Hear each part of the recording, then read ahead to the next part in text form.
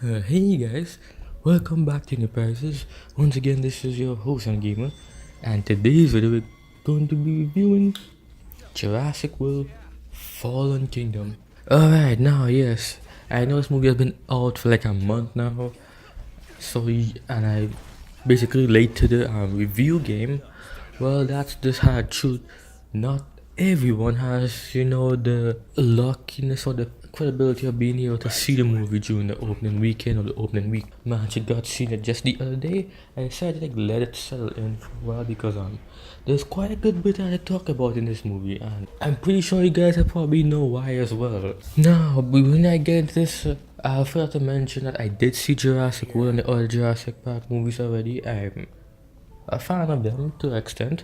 I will say I'll probably rate Jurassic World around an 8.1 out of 10 or so. It's a very good film. It was very nostalgic. It did what it had to do, when it came out, revive the franchise or trilogy in a much different thematic style, I guess. This film, it's always you can see the difference in director. Like I remember saying this in I think it was in the Deadpool movie review I reviewed. I said that when you watch films nowadays and you watch the sequels, y your inclination, your ability to notice things like the fine stuff in the film or the acting, or the quality of the visuals, you can easily be able to tell the difference between directors now as opposed to back in the day, because there's more of a demand for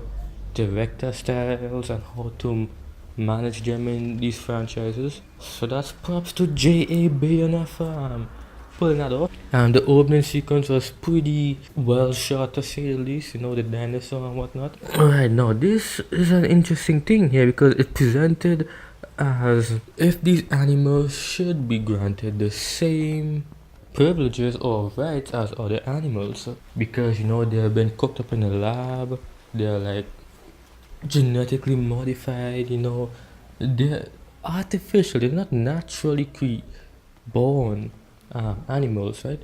They were just preserved out of fossils or some shit like that, and they made them into artificial dinosaurs for money. Okay, and this was actually presented in like a sort of like a kind of court hearing or something, or where a bunch of people were talking about it, and it had a recurring character, I forgot the name of the character, but it's Jeff Goldblum. He comes back. He's old, obviously. The disappointing factor about this is his character is good, right? But he's only there for like about 2 minutes, I think, in the movie, and the scene of him in the room is just basically that's all it has. But he presents the interesting argument: should these animals be allowed to live and walk among the other animals and humans? And should they be granted those special rights? Because during the film, there's this spec up mission to rescue them from the volcano, and well, the thing is, what happens is that the Jurassic World, how they open up everything, was already shut down, right? Because if you saw Jurassic World 1, where all the dinosaurs were roaming rampant, and the whole the site was more like a tourist attraction, kind of went haywire, and they had to shut down all of that. And how they present it here in this, right? The events, they present it in sort of a political fashion where they have all these news outlets and these reporters showing you the aftermath of it, and everyone chiming in on it and whatnot. Obviously, it starts off with the female character, Bryce Dallas Howard, her character. Apparently, she knows the island the best. She has to go lead this Spec Ops mission to rescue the dinosaurs or whatever. Honestly speaking, I didn't really find it to say that much. I mean, her character, it was passable in Jurassic World. In here, she's not so much passable. It's just barely tolerable, actually. I mean, the only reason why I probably would have tolerated her a bit more here is because I guess I'll just say her for assets that were more, apparent here. I'll just leave it as that Finally cleared up. before people start crying. After a bit of a while, they decide to introduce the fan favorite character, the one that he actually came to see, Chris Pratt's well, I can't remember what his character name is either, man. That's sad. But his character comes in. I actually like the way they reintroduce him here because he is a bit more, pessimistic about the situation. He wasn't really all that in for it. I mean, it was actually the moment in the movie where the jokes were actually quite funny because how he was sitting down, how they presented it, with him talking to her, and he said he doesn't want to really do that stuff for whatever reason that it was. They never really went into his reason, but it looked like he just didn't really want to go into all of that. And it probably could have been relationship problems with the girl because there was some stuff that they said, but I'm not going to go into detail with all of that. Just say that he wasn't really up for it, and this is what I didn't really get though. I mean, a while afterwards, you see like there's a clip of him like watching one of his old footage of him training one of the velociraptors, like the baby ones, and all of a sudden you just see him like he wakes up in the truck and he's like ready to go with them on the thing. And the problem I want to know with that is how would he have known that to be the truck that they wanted to that's gonna go in? I mean, yeah, I know he knows the girl and he probably knows some of the people, but how would he have known that exact truck that they would have been in would have been the one to go on the mission? Because he was sleeping in the truck by the time they got inside. The next thing too is how come did anyone else not notice that? I find that was it's an obviously cliche thing that they just shoehorn in there because you know it's gonna happen. Like he's also gonna change his mind and join the mission. But I find it's pretty weak because they never actually like give a compelling way to convince you like why he changed his mind. Just it's pretty much cliche. I would say that. Alright, now here comes the interesting part where they actually went to the island of the volcano, the Jurassic World tourist attraction that shut down. The volcano is about to explode. And I have to admit there's some pretty good looking visuals here on how they shoot their stuff.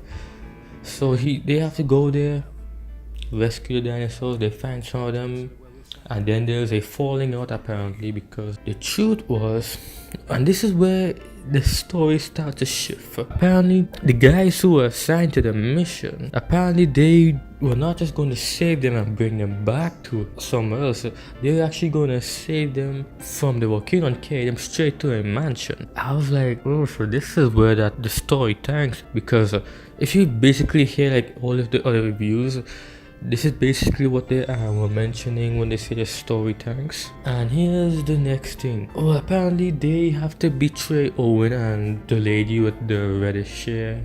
They don't agree with doing where this is going, because they just want to save the dinosaurs. But they don't agree with them, actually carrying the dinosaurs off to somewhere that they don't trust, right? And at first I was like, it's interesting actually when you see that, kind of race against time, sort of, in a way, because you have to get off this island before this volcano just fully erupts and lava's everywhere, and it had like ashes and flaming debris just flying through the sky, smashing things down. There's some pretty good sequences there, I admit that. When the film actually gets to the part with them reaching, getting off the island, right? You see everything falling apart, the dinosaurs, the famous shot with all the dinosaurs running off the island. And then you see the bit where all the people that come in to escort them, they decide to leave without Owen and others. That's his name, Owen. They decide to leave with the others and just leave with the dinosaurs by themselves, because they're going to take the dinosaurs to some rich guy to get auctioned off to a bunch of other rich guys. The way how they filmed that was actually pretty good. How it ended off with them getting off the island and the last shot of the island falling apart. It looked pretty good. And here is where I find it gone sour. Now a lot of people are saying this is where the story tanked and the script just fall apart. I don't say exactly that.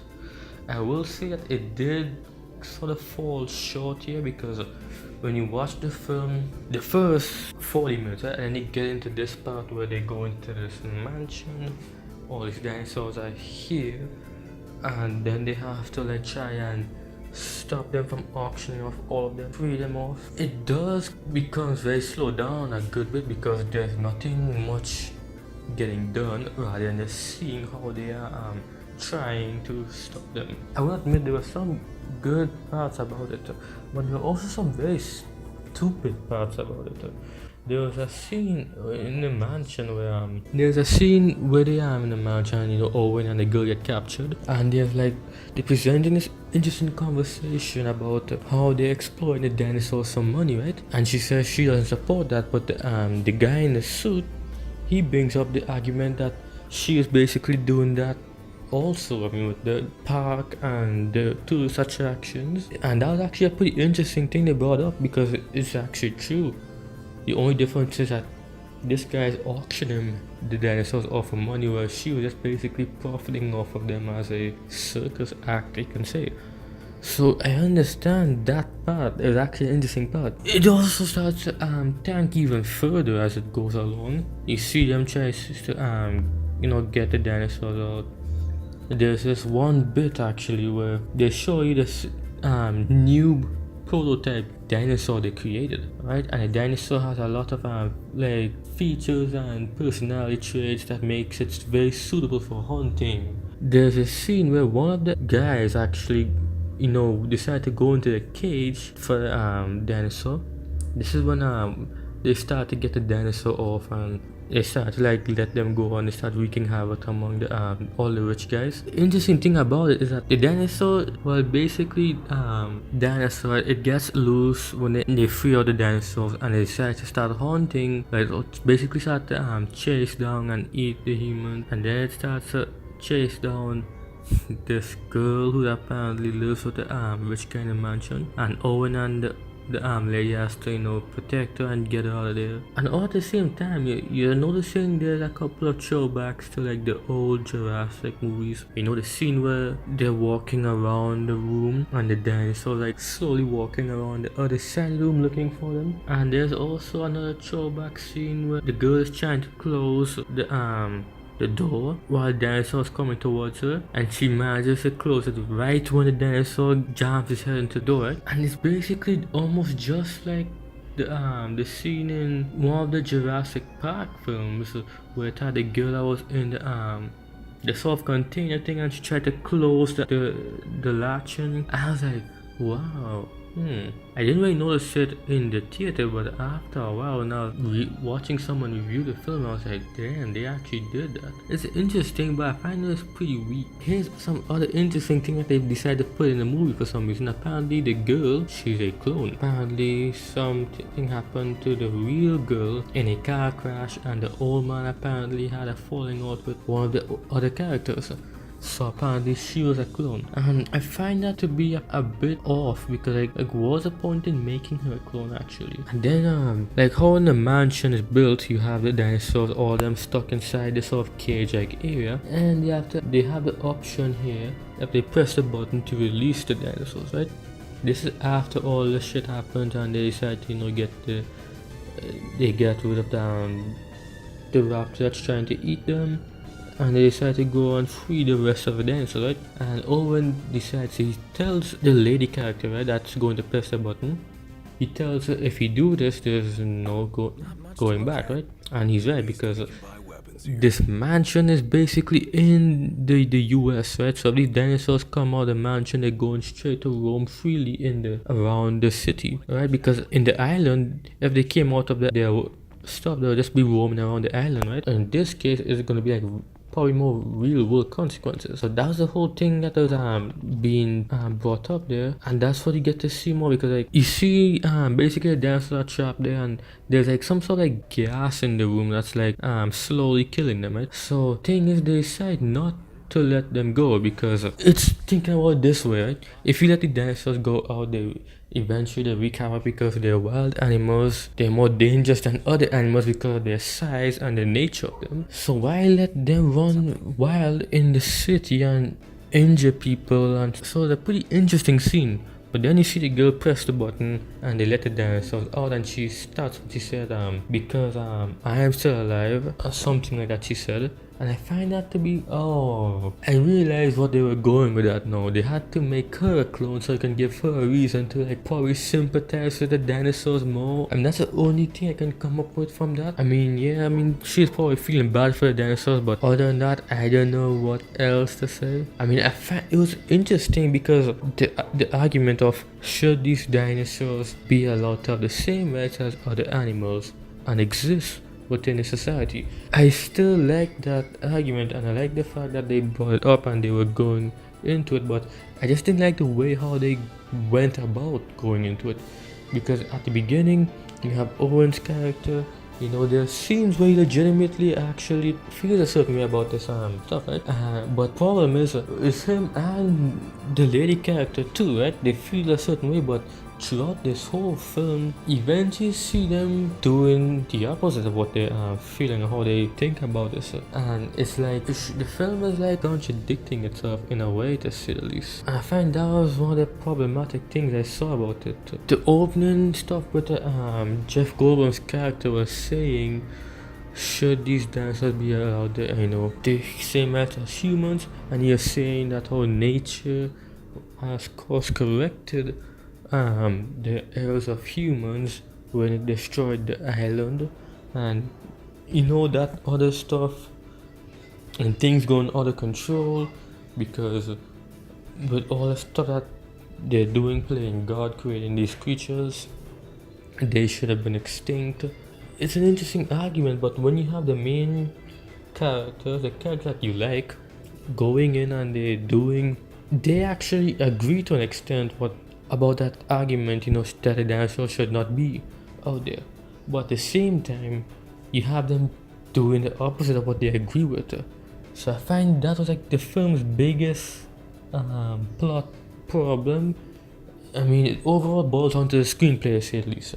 It felt to me overall that this film tried to be two movies.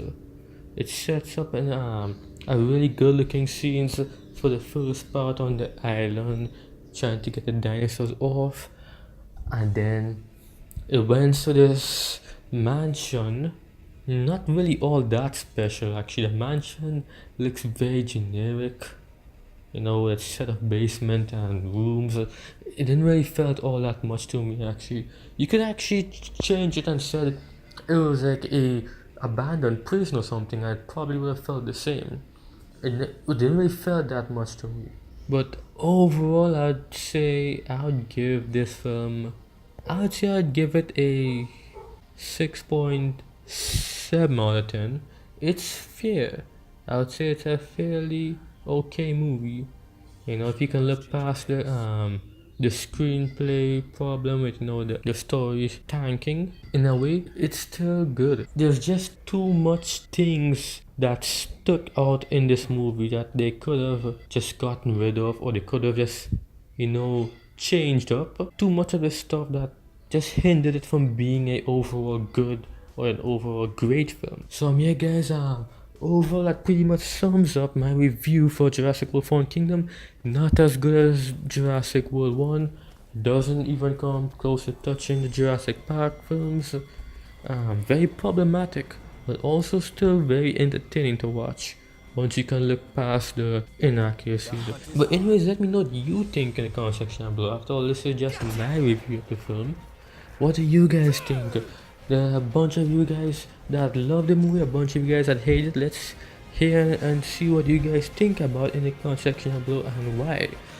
Alright, and be sure to check out my other videos, and I guess I'll see you guys later.